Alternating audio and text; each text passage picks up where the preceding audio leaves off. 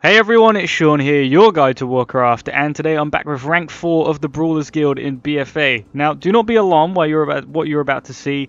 This is part of the Bruce quest chain. I use some goggles, it just spawns the Yogg-Saron in the corner and makes my screen a bit purple. We are just going to be focusing on the fight in the middle.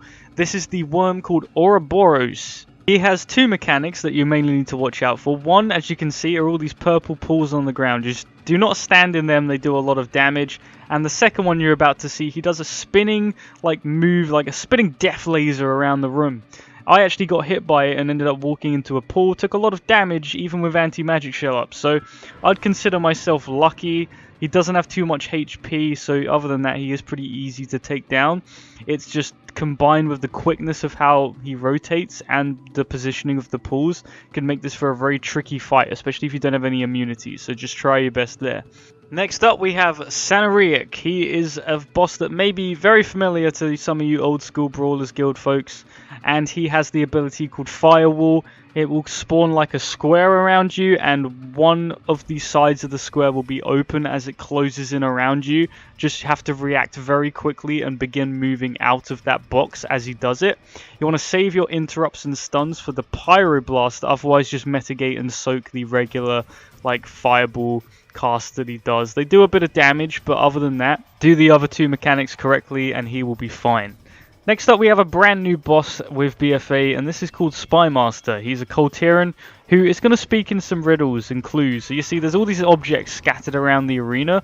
You have to look at his dialogue and you have to pick one of the objects according to what he says. So with this one he said something about an aquatic creature, and given the small time you have to react, I just picked the turtle. I guessed wrong, and usually that's like a one-shot kill if you guess wrong. Luckily I think I just barely survived it.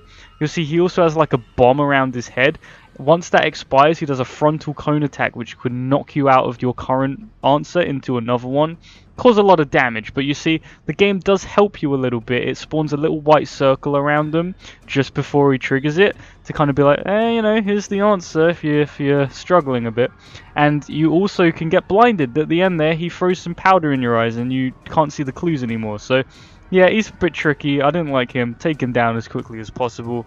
And lastly we have the Warhammer Council, an oldie but a goodie. So one of them will do a stun attack. One of them is just a generic caster, and the other one does a whirlwind ability. You want to avoid the stuns while attacking the caster, avoiding the Blade Storm or Whirlwind Dwarf. Now, the whirlwind one, when his whirlwind expires, he will take 200% increased damage. You want to wait for that to expire and unload all your cooldowns on him, because they have a shared health pool, but if you attack the one that's taking more damage, their health is going to drop so much quicker.